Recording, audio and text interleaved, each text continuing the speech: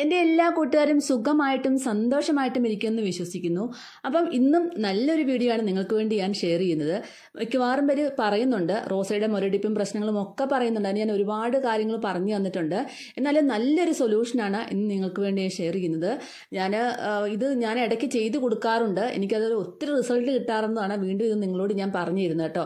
അപ്പം പ്രത്യേകിച്ച് നമ്മുടെ റോസയുടെ മുരടിപ്പ്, പ്രത്യേകിച്ച് മുരടിപ്പാണ് റോസയ്ക്ക് ഒന്നാമതായിട്ട് വരുന്ന കാര്യം അല്ലേ. റോസ നമ്മളൊന്ന് മേടിച്ചുകൊണ്ട് നേഴ്സറിയിൽ നിന്നൊക്കെ മേടിച്ച് വെച്ച് കഴിഞ്ഞാൽ അതൊന്ന് പൂവ് ഇട്ടതിന് ശേഷമൊക്കെ പിന്നെ അതിനൊരു മുരടിപ്പ് പോലെ വരാറുണ്ട്. മുരടിപ്പ് തുടങ്ങി കഴിഞ്ഞ് കഴിഞ്ഞാൽ ആ പൂക്കളൊക്കെ കുഞ്ഞു പൂക്കളായിട്ട് മാറും. പിന്നെ നമ്മളത് റീപ്പോർട്ട് ചെയ്തില്ലെങ്കിൽ വലിയ പ്രശ്നമാകും. അതുപോലെ തന്നെ നമ്മൾ പൂക്കൾ ഉണ്ടായി കഴിഞ്ഞ സമയത്ത് ഇതുപോലെ ഒന്ന് കട്ട് ചെയ്ത് കൊടുക്കുന്നത് ഏറ്റവും നല്ലതാണ്. ഞാൻ എപ്പോഴും പറയുന്ന പോലെ അത് എപ്പോഴും നിങ്ങൾ മസ്റ്റായിട്ട് ചെയ്യേണ്ട കാര്യമാണ്. പൂക്കൾ കൊഴിഞ്ഞ് ഒരു പൂക്കളുടെ ഒരു കളറൊക്കെ മങ്ങി തുടങ്ങുന്ന സമയത്ത് ഒന്ന് 2 ഇലയുടെ താഴെ വെച്ചിട്ട് അങ്ങ് കട്ട് ചെയ്ത് കൊടുത്തേക്കണം. ഞാൻ അങ്ങനെയാണ് ചെയ്യാറ്. അപ്പം അതിൽ നിന്നും പുതിയ തളിർപ്പുണ്ടാകും. ഈ കട്ട് ചെയ്യുന്ന സമയത്ത് നമുക്ക് ഇതുപോലുള്ള സൊല്യൂഷൻസ് ഒക്കെ സ്പ്രേ ചെയ്ത് കൊടുക്കുകയാണെങ്കിൽ തീർച്ചയായിട്ടും നല്ല റിസൾട്ട് കിട്ടും. അതുപോലെ പിന്നീട് വരുന്ന തളിർപ്പുകൾക്ക് മുരടിപ്പും പ്രശ്നങ്ങളും ഒന്നുമില്ലാതെ ആ റോസ നല്ല ഹെൽത്തി ആയിട്ടും നല്ല വലിയ പൂക്കൾ വിടും കേട്ടോ. അപ്പം എല്ലാവരും വീഡിയോ സ്കിപ്പ് ചെയ്യാതെ കാണുക. പുതിയതായിട്ട് കാണുന്ന ആരെങ്കിലും ഉണ്ടെങ്കിൽ എൻ്റെ ചാനലൊന്ന് സപ്പോർട്ട് ചെയ്ത് സബ്സ്ക്രൈബ് ചെയ്ത് ബെല്ലൈക്കനും കൂടി പ്രസ് ചെയ്യുകയാണെങ്കിൽ ഞാനിടുന്ന വീഡിയോസ് എല്ലാം നിങ്ങൾക്ക് ഡയറക്റ്റായിട്ട് കിട്ടുന്നതായിരിക്കും കേട്ടോ. അപ്പം ഞാൻ അതിനായിട്ട് ആദ്യം എടുക്കുന്നത് നമ്മുടെ വിനാഗിരിയാണ്. എല്ലാവർക്കും അറിയാം വിനാഗിരിയുടെ ഒരു കാര്യം, മിക്കവർക്കും അറിയാവുന്നവരാണ്, എങ്കിൽ ഒരുപാട് പേര് അറിയാത്തവരുണ്ട്. അപ്പം വിനാഗിരി നല്ലൊരു സൊല്യൂഷനാണ് നമ്മുടെ ചെടികളുടെ മുരടിപ്പ് മാറ്റാനായിട്ട്. അതായത് നമ്മുടെ വീട്ടിലെ മിക്കവാറും എപ്പോഴും കാണുന്ന ഒരു ഐറ്റം തന്നെയാണ് വിനാഗിരി. അത് പ്രത്യേകിച്ച് നമ്മൾ പെട്ടെന്ന് വാങ്ങിക്കേണ്ട ആവശ്യമൊന്നുമില്ല. ഇങ്ങനെയുള്ള സമയത്ത് നമുക്ക് പെട്ടെന്ന് എടുത്ത് യൂസ് ചെയ്യാൻ പറ്റുന്ന ഒരു സാധനമാണത്. അപ്പോൾ ഈ വിനാഗിരി കൊണ്ട് നമുക്ക് പല കാര്യങ്ങളും പല ടൈപ്പിലും നമ്മൾ ചെയ്തിട്ടുണ്ട്. വിനാഗിരിയിൽ ഓരോ കാര്യങ്ങൾ യൂസ് ചെയ്തിട്ട് മിക്സ് ചെയ്തിട്ട് അതിനകത്ത് ഓരോ കാര്യങ്ങൾ ഇട്ടിട്ട് നമ്മൾ ഓരോ സൊല്യൂഷൻ ഉണ്ടാക്കിയിട്ട് കാണിച്ചിട്ടുണ്ട്. അപ്പോൾ ഇതും അതുപോലെ നല്ല നമ്മുടെ റോസയിലൊക്കെ നല്ലപോലെ പൂക്കൾ ഉണ്ടാവാനായിട്ട് ഏറ്റവും സഹായിക്കുന്ന ഒരു ഘടകമാണ് വിനാഗിരി. പക്ഷെ പലപ്പോഴും പലർക്കും അറിയാൻ പറ്റത്തില്ല എങ്ങനെയാണ് വിനാഗിരി കൊടുക്കുന്നുള്ള രീതി. ഒരുപാട് കൂടിപ്പോയാൽ നമ്മുടെ ചെടികൾ കരിഞ്ഞു പോകാനുള്ള ഒരുപാട് സാധ്യതയാണ് വിനാഗിരി സ്പ്രേ ചെയ്ത് കൊടുത്താൽ കേട്ടോ. ചെയ്യേണ്ടതായിട്ടുള്ള രീതിയിൽ നമ്മളിത് ചെയ്ത് കൊടുക്കുകയാണെങ്കിൽ തീർച്ചയായിട്ടും നമ്മുടെ റോസയും ഏത് പച്ചക്കറികളിലാണെങ്കിലും നമ്മുടെ വീട്ടിൽ പച്ചക്കറി തൈകളൊക്കെ ഉണ്ടാകത്തില്ലേ, അപ്പോൾ അതിൽ കായ്ഫലമൊക്കെ തരുന്നതിന് മുമ്പ് ഇതുപോലെ നമ്മൾ ചെയ്ത് കൊടുക്കുകയാണെങ്കിൽ നല്ല റിസൾട്ടായിരിക്കും. റോസയ്ക്ക് ഒത്തിരി റിസൾട്ട് ഉണ്ടാവും. അപ്പം ഞാൻ അതിനായിട്ട് എടുത്തേക്കുന്ന നല്ല നാടൻ വിനാഗിരി നമ്മൾ എടുക്കാൻ ശ്രമിക്കുക. നാടൻ വിനാഗിരി തന്നെ എടുക്കണം. അപ്പം മെഷർമെൻറ്റ് കപ്പ്, നിങ്ങളുടെ വീട്ടിൽ മെഷർമെൻറ്റ് കപ്പ് ഉണ്ടെങ്കിൽ ആ ഒരു മെഷർമെൻറ്റ് കപ്പിൽ 1 കപ്പാണെങ്കിൽ നമ്മൾ അതിനകത്തേക്ക് 10 ഗ്ലാസ്, അതേ മെഷർമെൻറ്റ് കപ്പിൽ 10 കപ്പ് അളവിൽ വെള്ളം കൊടുക്കണം. ഇപ്പം ഞാൻ 1/2 കപ്പാണ് എടുക്കുന്നത്. അപ്പം നമ്മൾ ഏത് പാത്രത്തിലാണോ എടുക്കുന്നത് അതിൻ്റെ 5 ഗ്ലാസ് എടുക്കുക. അര കപ്പാണെങ്കിൽ അതിൻ്റെ 5 ഗ്ലാസ് എടുക്കുക. അപ്പം 1 കപ്പാണ് വിനാഗിരി എടുക്കുന്നതെങ്കിൽ 10 ഗ്ലാസ് വെള്ളം എടുക്കുക. ഇങ്ങനെ ആ ഒരു കണക്കിലാണ് എടുക്കേണ്ടത്. അപ്പം ഞാൻ എൻ്റെ ഒരു കുഞ്ഞി കപ്പ്, അതായത് നമ്മുടെ കുഞ്ഞു പിള്ളേർക്കൊക്കെ ചായയൊക്കെ കൊടുക്കുന്ന ഒരു കുഞ്ഞി കപ്പ് ഉണ്ടല്ലോ, അതിൽ 1/2 കപ്പ് വിനാഗിരി എടുത്തു. അപ്പം ഞാൻ ഏകദേശം അതിൽ 5 കപ്പ് വെള്ളവും കൂടെ ചേർത്ത് കൊടുത്തു കേട്ടോ. ഇത്രയും ഒഴിക്കാവുള്ളൂ. കൂടി പോവുകയും ചെയ്യരുത്, തീരെ കുറഞ്ഞു പോവുകയും ചെയ്യരുത്. ഇത് രണ്ടും കറക്റ്റ് അളവിൽ ശ്രദ്ധിച്ച് മാത്രമേ ചെയ്ത് കൊടുക്കാവുള്ളൂ. അപ്പോൾ വീഡിയോ കണ്ട് കറക്റ്റായിട്ട് ചെയ്ത് കൊടുക്കുക.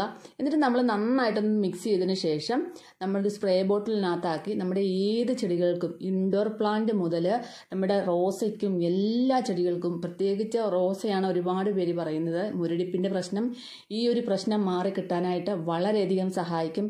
എനിക്ക് കുറച്ച് ഇൻഡോർ പ്ലാന്റ് ഉണ്ട് കേട്ടോ. അപ്പോൾ അതിലൊക്കെ ഞാൻ ഈ നമ്മുടെ ഇലച്ചെടികളുണ്ട്, കൂടുതലും ഇലച്ചെടികളാണ് ഇൻഡോർ ആയിട്ട് വെച്ചേക്കുന്നത്. അപ്പോൾ അതിലൊക്കെ ഈ ചില സമയത്ത് ഇങ്ങനെ മുരടിപ്പ് പോലെയും പച്ച നിറമില്ലാതിരിക്കുകയൊക്കെ ചെയ്യുന്ന സമയത്ത് നല്ല പച്ചപ്പ് കിട്ടാനായിട്ടും വിനാഗിരി ഒരു നല്ലൊരു സൊല്യൂഷൻ തന്നെയാണ് കേട്ടോ.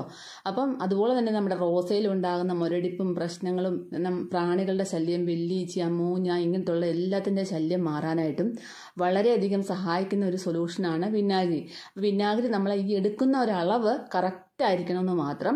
എന്നിട്ട് നമ്മൾ വൈകുന്നേരങ്ങളിൽ ഇതുപോലെ നമ്മുടെ റോസയുടെ ഇലകളിലെല്ലാം സ്പ്രേ ചെയ്ത് കൊടുക്കുക. നന്നായിട്ട് സ്പ്രേ ചെയ്ത് കൊടുക്കുക.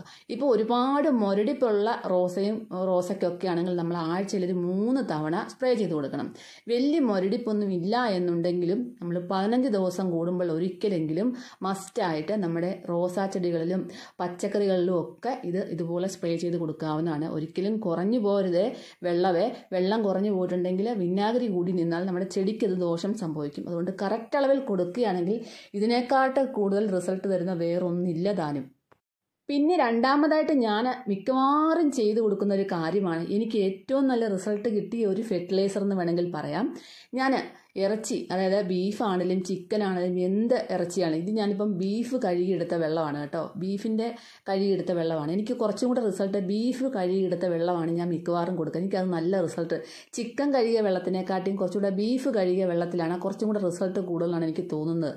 ചോര എന്നായാലും ചോരയെല്ലാം ഒന്നുപോലെ ആണെങ്കിലും പക്ഷേ എനിക്ക് അങ്ങനെ തോന്നി, എനിക്കറിയത്തില്ല, എനിക്കങ്ങനെ തോന്നി. നിങ്ങൾക്ക് താല്പര്യം ഉണ്ടെങ്കിൽ ഇത് ചെയ്തു നോക്കുക. അപ്പം ഞാൻ ഈ ബീഫിൻ്റെ ആദ്യത്തെ ബീഫ് കഴുകിയ ആ വെള്ളം നന്നായിട്ട് കുറച്ച് വെള്ളം ഒഴിച്ച് ആദ്യത്തെ ആ ബീഫ് കഴുകിയ വെള്ളം മാത്രമേ എടുത്തുള്ളൂ. എന്നിട്ട് അതിനകത്ത് ഈ നമ്മുടെ ആ ഒരു നെയ്മയമൊക്കെ കാണുമല്ലോ, അപ്പോൾ അത് ഒരിക്കലും നമ്മൾ അങ്ങനെ എടുത്ത് ഒരിക്കലും നമ്മുടെ ചെടിയുടെ ചൂട്ടോട്ട് ഒഴിക്കരുത്. അത് ഗുണത്തേക്കാളേറെ ദോഷം ചെയ്യും. കാരണം ഈ നെയ്മയമൊക്കെ കിടന്നു കഴിഞ്ഞാൽ ഉറുമ്പ് ശല്യം ഒരുപാടുണ്ടാവും. അതിന് നമ്മൾ ഒരിക്കലും അങ്ങനെ കൊണ്ട് ഒഴിക്കരുത് കേട്ടോ.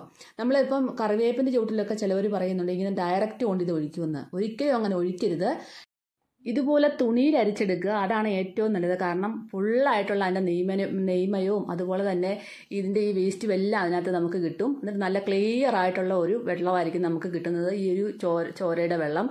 അപ്പോൾ ഇത് നമ്മൾ ഇതിനകത്തേക്ക് ഞാനൊരു 4 ലിറ്റർ വെള്ളവും കൂടെ ചേർത്തിട്ടുണ്ട്. എന്നിട്ട് നന്നായിട്ടൊന്ന് അടിച്ചെടുത്തതിന് ശേഷമാണ് നമ്മുടെ ഒരു ചെടികൾക്ക് കൊടുക്കുന്നത്. റോസയ്ക്ക് പ്രത്യേകിച്ച് നല്ല കട്ടിയോടുകൂടി ഒരിക്കലും കൊടുക്കരുത്. കട്ടിയോടുകൂടി കൊടുത്താലും ഉറുമ്പ് ശല്യം ഉണ്ടാവും. അപ്പോൾ വെള്ളം ഡൈല്യൂട്ട് ചെയ്തിട്ട് മാത്രമേ കൊടുക്കാവുള്ളൂ. നല്ലൊരു ഫെർട്ടിലൈസറാണ്. നിങ്ങൾ ഒന്ന് ചെയ്ത് നോക്കുക, എന്നിട്ട് അതിൻ്റെ റിസൾട്ട് പറയാം കേട്ടോ. അപ്പം ഞാനിത് ഞാൻ എപ്പോഴും ആഴ്ചയിൽ ചിക്കനും ബീഫും അങ്ങനെയൊക്കെ മാറി മാറി മേടിക്കുമ്പോഴത്തേന് ഇതുപോലെ ഒഴിച്ചു കൊടുക്കും. പിന്നെ ഇതുവരെയായിട്ട് ഞാൻ മത്തിയുടെ ഒന്നും വെള്ളം ഇതുവരെ ഒഴിച്ചു കൊടുത്തില്ല. എനിക്ക് അതിനോട് താല്പര്യം ഇല്ലാത്തതുകൊണ്ട് ഞാനത് ഒഴിച്ചു കൊടുത്തിട്ടില്ല. ഞാൻ ഇതുപോലെ ഇറച്ചി കഴുകുന്ന വെള്ളം ഞാൻ എപ്പോഴും ഒഴിച്ചു കൊടുക്കാറുണ്ട്. അതിനെനിക്ക് നല്ല റിസൾട്ടും കിട്ടാറുണ്ട്. നല്ലപോലെ ഉണ്ടാകുന്ന പൂക്കൾ നല്ല വലിയ പൂക്കളും നല്ല കളറോട് കൂടിയുള്ള പൂക്കളും ആയിരിക്കും കിട്ടുന്നത്. അപ്പോൾ തീർച്ചയായിട്ടും നിങ്ങളൊന്ന് ട്രൈ ചെയ്ത് നോക്കാൻ മറക്കല്ലേ. മിക്കവാറും പേർക്ക് അറിയാവുന്നതായിരിക്കും, എങ്കിലും ഇതുപോലെയൊക്കെ ഈ കറക്റ്റ് ചെയ്യാൻ അറിയത്തില്ലാത്ത ഒരുപാട് പേര് കാണും. അവർക്ക് വേണ്ടിയാണ് പറയുന്നത് കേട്ടോ. അപ്പോൾ എല്ലാവരും ചെയ്ത് നോക്കുക. അടുത്തൊരു വീഡിയോ ആയിട്ട് കാണാം.